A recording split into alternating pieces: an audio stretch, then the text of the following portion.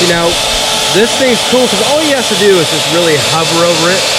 That screen kind of guides him where to go. You see how he's got the crosshairs and stuff on there? Now, once it comes to real intricate stuff, all you got to do is just hover over this thing, and that guy right there does its own little deal. So it's not like he's doing it like a router. He's basically just hovering over what that screen's telling him to hover over, and then that spindle's doing the rest of the work. Is that the start of it all right here?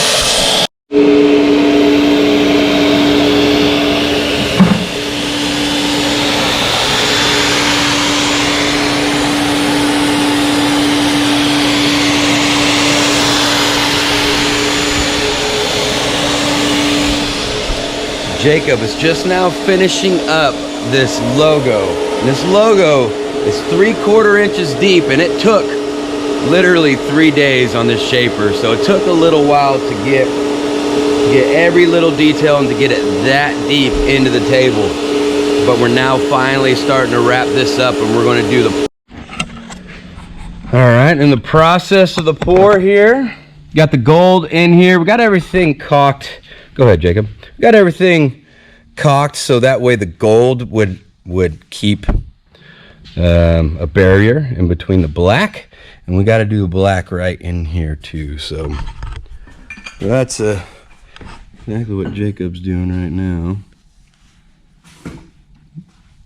You got a little nervous right there on the this art resin is pretty thick, huh? Pretty thick, yeah. Yeah. Just a little bit thicker than what I'm used to. Well, you don't have to. It's all good. You're good. Just a little thicker. So what we're using right now is we're using this art resin. This stuff cures in 8 hours. So we're just gonna fill this all up, and tomorrow start working on it. Yeah.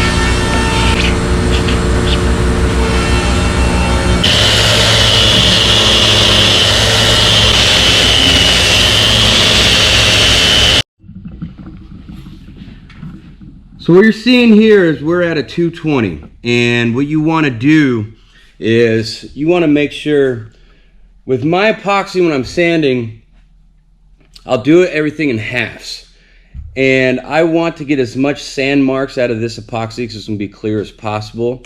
So with each sand grit, for example this 220, I'll start out with the epoxy and do this whole half at 220.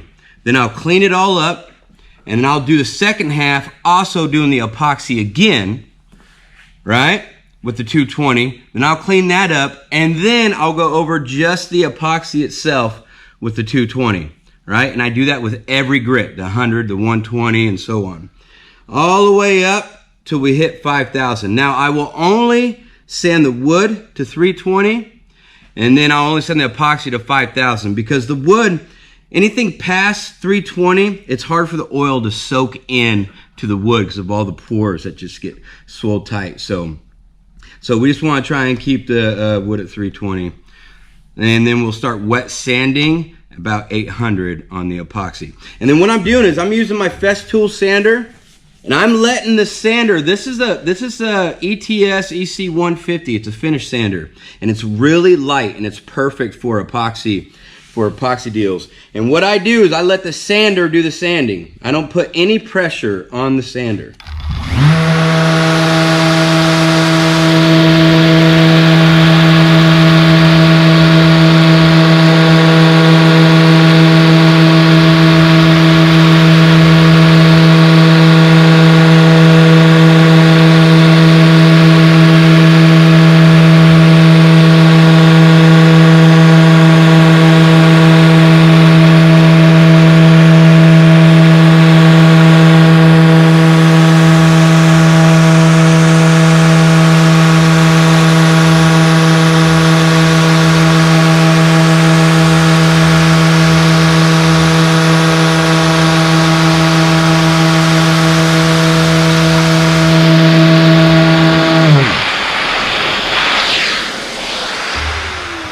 I'll do a section and I'll go up and then I'll go back. And then I'll do that, as you can see. And I want the whole thing to be kind of like an even shade. All right, until I go all the way over here, and then I'll clean it all up and I'll do it again.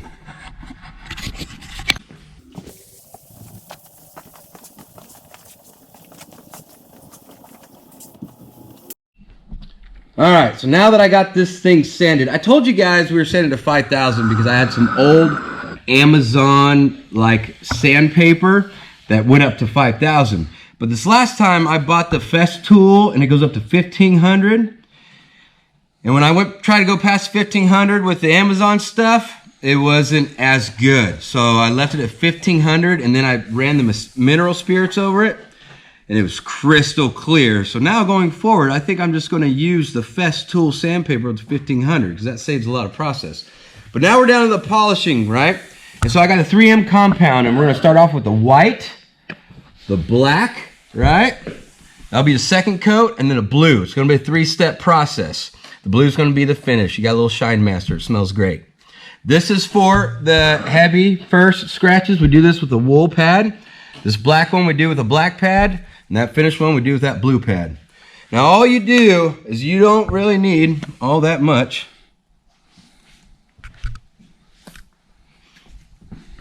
And it'll be just like sanding. You do one coat. You go over and do one coat, and then we'll go with the second and then the third. And then what you want to do with this wool pad is you want to get in there deep. And you want to... Oops. Too fast at first. First start at 600. And I usually go up to about 1,400. 14 to 15 or 1,600. I also want to point out too, is when you put a coat on there, you want to do a thin layer of the polish and let it sit for a few minutes. Let it sit and dry for a few minutes and then polish it all off. Look it up. She's all polished up now. Man, that just looks sharp. All right, look at that. How cool is that? So anyways, now what we're going to do is, this is polished up. It's good to go. So now I'm going to re-sand the wood, because all over the side of the wood we got polish mark. You can't really see it, but you got, you know, little polished stuff everywhere, and then all here you can see on the side all the shininess and all that kind of good stuff. We're going to re-sand all that to 320 because that such highly sand, the pores opened up at 320. When you re-sand at 320, it opens up the pores to allow more of the oil to soak into the wood. So that's why we're going to do that. And you won't see such a contrast. Like right now, that's all polished up, and we want to re-sand and make it all even, right? But very happy with how that polish turned out, and now time to do the fun stuff.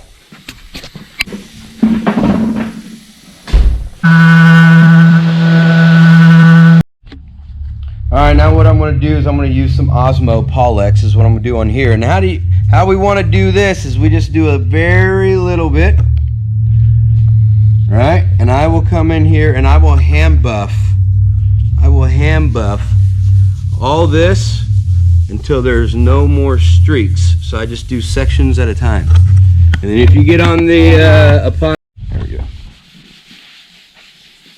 You said you're working on dyes too, or you got dyes too? We got the dyes too. We just don't know. Yep, and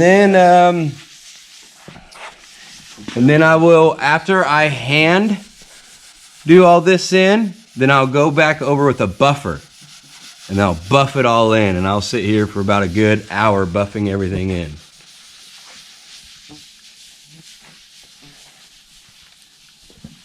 Some people make the mistake on pouring too much oil and they get thick streaks, and it takes forever to get them out whenever they're dried.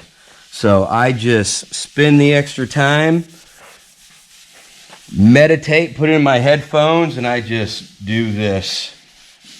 It's a slower process, but it's a better quality process. hide in the trash.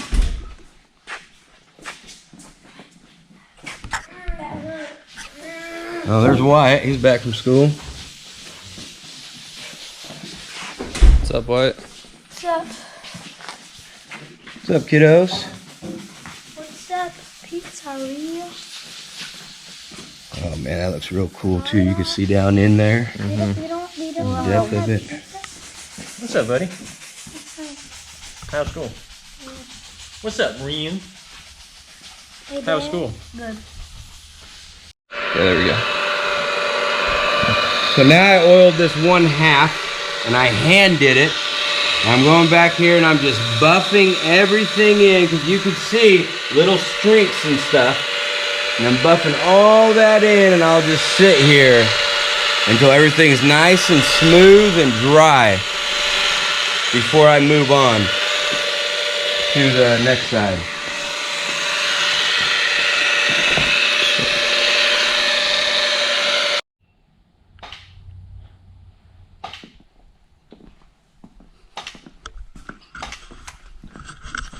See, now we got Spencer, photographer here, who always makes the tables look a lot better with his eyes and his artwork. With these tables,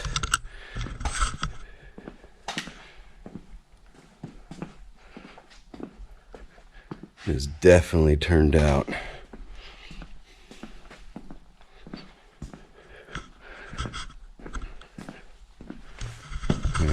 Wood just pops under this light.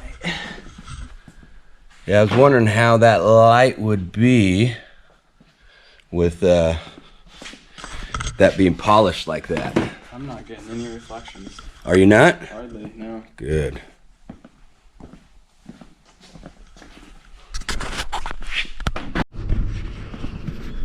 So now we're at Shipping Connections, right? This is their home office. Let me take you guys a look on the inside.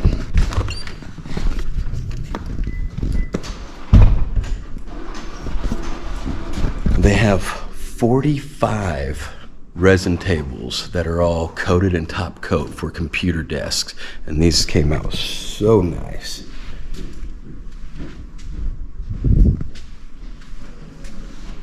See, look at that. And then you got all these out here. And then you got his Shipping Connections. All right. And then conference room table. Man, look at that. Beautiful, right? Now, I really like it.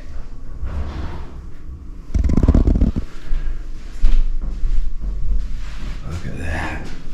How cool did that turn out? All right. So this is their conference room table, and look how well it matched the actual logo. So thank you for joining us on this project. It was a cool project. It was a fun project. I'm so glad to see it in their conference room, and they utilize it and they absolutely love it. So thank you for following along with this video. Please subscribe to my channel and then follow us on Instagram and Facebook and watch our stories as we walk through all our projects. So until next time, you guys be safe out there.